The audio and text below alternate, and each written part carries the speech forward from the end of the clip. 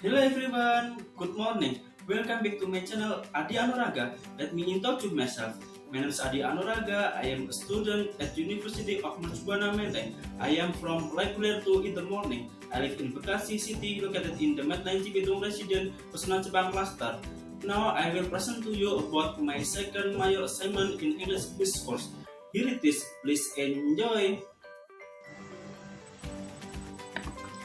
Second major assignment, English Business Course, prepared by Adi Anuraga with lecture Doni Setiawan SPD MICOM. Agenda style, first, background of case study, second, question, third, SWOT analysis, fourth, recommendation strategy to PT Garuda Indonesia in the future. Background of case study. We all know what's happening to PT Garuda Indonesia. One of the biggest national enterprises is going bankrupt as its profit is lower than its cost.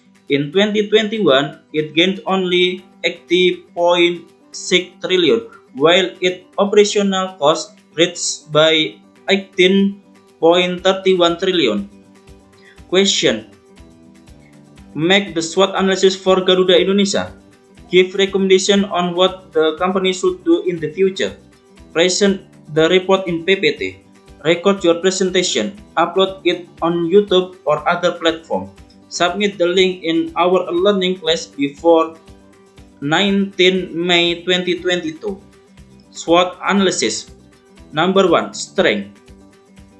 First, PT Garuda Indonesia became one of the airlines in the world. Number 2. Until now, it has operated dozens of aircraft that have flown back and forth to various parts of the world. Number 3. PT Garuda Indonesia already has around 36 domestic flight routes and 26 international flight routes. Data can be added at any time. Number 4. Focus on customer service with friend lines and also with unique wins. Number 5. Using the typical innovation of Garuda Indonesia named immigration on brand. Number 6. Already using the latest technology to facilitate the delivery and receipt of information for business purpose. Number 7. It has become the strongest brand in terms of aviation business at the domestic level. The last, PT Garuda Indonesia carries out various forms of corporate social responsibility or CSR activities. Weakness. Number 1. There are still limited cabin crew and also the number of cockpit that often cause flight delays. Number 2. Current debt level are still high and have not been paid yet. Number 3. PT Garuda Indonesia still relies heavily on automation system in its business process. This will be disrupted if at any time a system error occurs. Number 4. The operational costs are quite high. Number 5. High ticket prices. And the last, deficit in working capital. Opportunities. Number 1. PT Garuda Indonesia has been removed from the prohibited list for flights within Europe. This caused the opportunity to realize an extensive flight network and international flights can be wider and larger. Number 2. PT Garuda Indonesia is one of the most rapidly growing sector and market related to air travel. Number 3. PT Garuda Indonesia has joined the SkyTeam Global Airline Alliance, which is a global alliance of airlines. The last, PT Garuda Indonesia becomes one of the fastest growing aviation industry in Asia Pacific. Threats. Number 1. Airport facilities are often the cause of flight delays. Number 2. The supply of aircraft fuel used by Garuda Indonesia is still very dependent on supplies from Pertamina.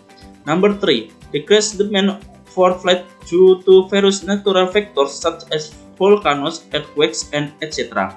Number 4. Decrease in ticket price due to the many competitors who provide cheaper ticket prices. And the last, airlines from abroad began to enter Indonesia and penetrate.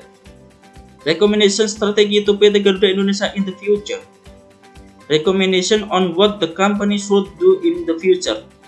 Now, first, continuing the total restructuring of Garuda Indonesia, including in the process of postponing debt payment obligation or PKPU. Second, implementing a new business strategy in a healthy and sustainable business performance of PT Garuda Indonesia.